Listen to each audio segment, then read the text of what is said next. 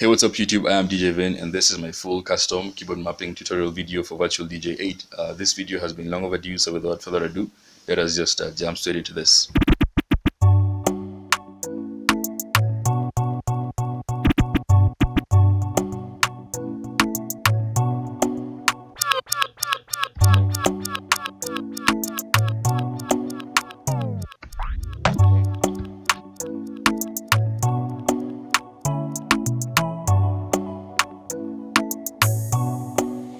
I should've took it when you made that call. Can't let them Okay, so you want to head into your settings, which is the little gear icon on the top right of your screen. Click on that and then go to this option called controllers. Make sure this is set to factory default. Click on factory default and then we have a clean slate to work with. So this video is going to be a three-part series. This first part is going to mainly focus on the mappers that are fundamental to mixing. So that is the crossfader and the channel level faders. So we're going to start with the crossfader. I have about 8 to 10 mappers that I use for manipulating my crossfaders. The most obvious ones are going to be crossfader all the way to the left, crossfader all the way to the right, and crossfader at 50% or crossfader halfway. So I use the arrow keys. I use the arrow keys for doing that. The left arrow key on your keyboard is going to be crossfader all the way to the left. Right arrow key is going to be crossfader all the way to the right. And then I use number 2. If you have an alphanumeric keyboard, that is the bigger keyboards that have the extra number pad on the right, which is actually what I would recommend because it gives you more real estate to actually work with. So I have number 2 on the alphanumeric keyboard. Number 2 is sandwiched in between number 1 and 3 on the extreme right of the keyboard. So number 2 is my crossfader 50%. So left arrow key crossfader 0%, right arrow key crossfader 100%. Number 2 is crossfader 50%. So you come here and then we are going to start with the crossfader all the way to the left. So hit the left key. And then you're going to notice that some of these mappers are going to conflict with mappers that already exist. So if you don't really feel like using my specific set of keys, then you can use your own set of keys. So I'm just going to change these to how I normally have them on my keyboard. So these ones are going to be, we're going to type in crossfader 0%. Okay, and then we're going to come back here again, hit the right key, come in and type crossfader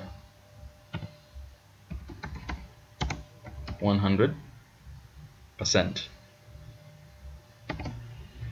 Those are done. Then you're going to come here again, hit number 2 on your alphanumeric side, and then type in crossfader 50%. So we already have the basic crossfader movement. That's done.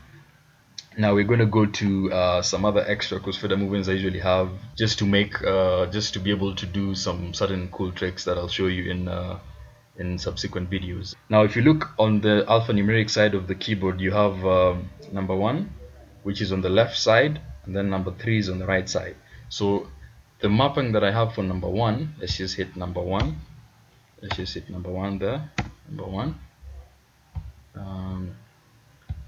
Number 1, and then we're going to give it this mapping is going to be crossfader 0% while underscore pressed, and then come back here, hit number 3, and then number 3 we're going to put it at crossfader 100% while underscore pressed. Yeah, I think that is it for the crossfader. So we're going to go to the channel level faders. For them, we still have I think 2 more mappers for the crossfader to go. Page up is always crossfader is it minus or plus? Plus 10%, and then page down is crossfader minus 10%. But I have sort of inverted mine so that page up, let's just hit page up. Page up for me is crossfader. Let me just, so I'm only changing the sign, crossfader minus 10%, crossfader minus 10%, and then page down is crossfader plus 10%. And I think we're done with the crossfader now, so we're going to move on to the channel level faders now. Okay, so still sticking to the alphanumeric side of your keyboard, I have two sets of controllers for the channels, so each controls each side. So you have volume up, volume down for channel 1 or deck 1, then volume up, volume down for channel 2 or deck 2. So for channel 1, the slash key is my volume up, the number 8 key is my volume down, and then for channel 2, the star key is my volume up, the number 9 key is my volume down.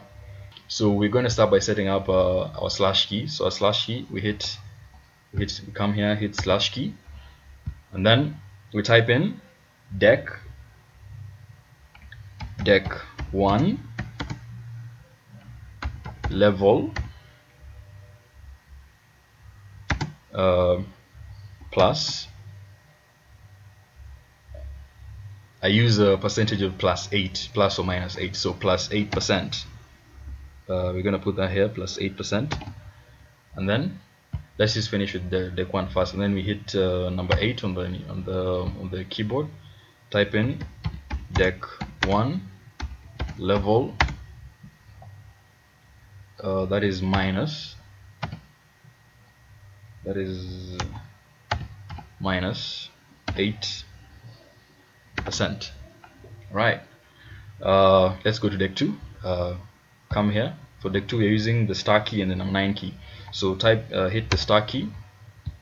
Come here, come back down, and then we're gonna hit deck 2 level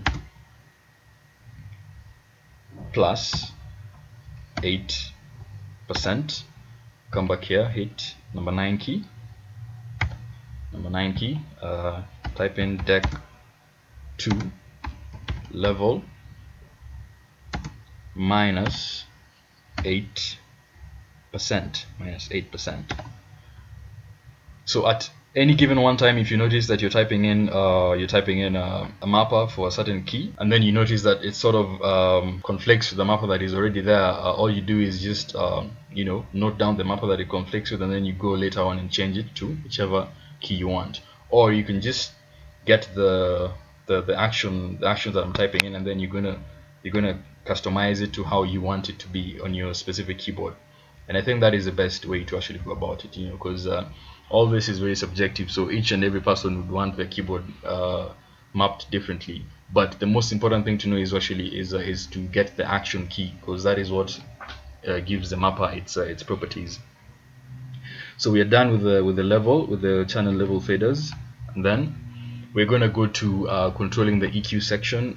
Most importantly, all you need to do is when you're transitioning between songs, typically the DJ would kill the bass for the playing track and then blend the track. So I have two mappers for that kill the low on deck 1 and deck 2. So for deck 1, I have the low kill is letter K, so that is deck 1 EQ underscore kill underscore low, that is letter K. And then letter L is my deck 2 underscore EQ, no, deck 2, and then EQ underscore kill underscore low. And I think that's pretty much it as far as the mixing side of things is concerned. These are the only mappers that I use. Guys usually assume that I probably have some other extra hidden mappers, but as far as the channel level faders are concerned, and the crossfader is concerned, these are the only mappers that I actually use. So we have them set up. Let's go see if they're working, and maybe see if we'll probably need to come back and adjust a few things if we got the typing wrong. So exit this. Yes, we want to save the changes. Click yes, and then now we're back to the main interface. So let's start with the most basic fader mapper we set. That is crossfader all the way to the left. As you can see, that one is working. Crossfader halfway is number 2. That one is working. Crossfader all the way to the right. That one is working. Back at the center. Crossfader -8. My crossfader -10% was set to page up. It's working. You can -10% all the way to the left. Crossfader +10% is moving the crossfader all the way to the right. So if we try that, it's working. Back at the center. Crossfader, now this is the good part. The crossfader 0% while pressed. Oh, looks like I didn't quite set that up right. So let's just go back, because I set those to number 1 and number 3. Let's just go set that. Let's just go back and see if we got this right. Options. No, we need to come to controllers, and then look at this one. Let me just see if everything is typed right.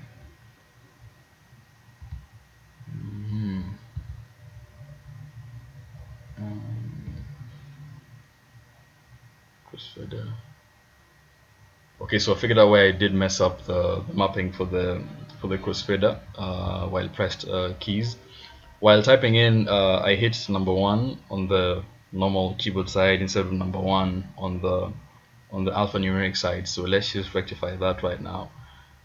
Come here and then hit number 1. It's supposed to write num1, and then you can create the action now. So that is crossfader space 0%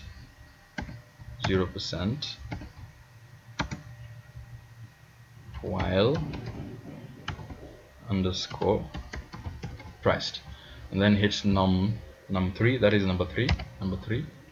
Then assign crossfader 100% and 100% while underscore pressed. And then just to have our mappings clean and tidy, we can go back and remove number 1 and 3. So let's just clear that. It's as easy as just clearing it out. Number 3 again, just clear this out by hitting the backspace. And then we can exit this, we can save this, and then we can try it. Yep, it's working. So this happens just so long as you're holding down number 1, the crossfader is going to be at the 0% position. Just so long as you're holding down number 3, the crossfader is going to be at the 100% position. Now this is actually important if you want to manually cut a song. Instead of using the auto cut feature that is available with the software, you can use this to manually cut a song. So you sort of hit either number 1 or number 3 depending on which song is playing on which deck and which sort of sound you want to achieve. So you hit it continuously in a specific pattern to achieve that sort of a sound.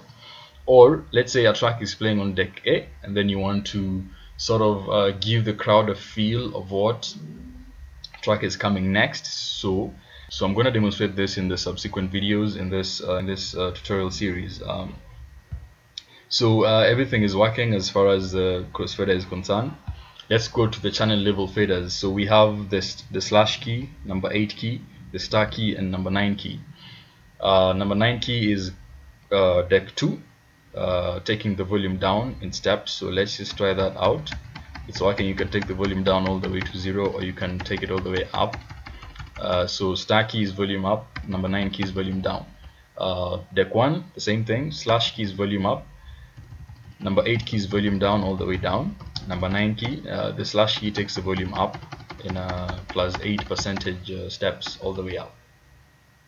And then the last thing we did set up was the EQ kill low sections. So what this does is it kills the low for the playing song, just to make transitioning easier and smoother. So when you kill the low for the respective deck, what happens is you get a visual representation of what's actually happening. So the writing under the low knob turns red, as you can see. So that means that you kill the low for that track. You hit the letter K again, the bass comes back on. Same to the other deck, hit letter L, kill the low for the specific deck, and then hit letter L again, you have your bass back. And you can essentially make mappers for all the three EQ knobs, the high, the mid, and the low. All you'll have to basically change is where you're typing in EQ kill low, you'll type in EQ kill high, EQ kill mid, respectively. And then you can actually kill all the frequencies and bring them back on with your specific choice of keys. Okay, so I think that is it for this video. There are other things that I'm going to talk about in my second video, and then in the third video I'll actually give you things to sort of just spice and up the mix, like you saw in the intro mix that I played. So do stick around if you're interested in knowing how you can actually play with the sound effects, the echoes, the scratches, and whatnot. And yeah, until next time, this has been DJ Vinn. I'll see you guys in the next video. Peace.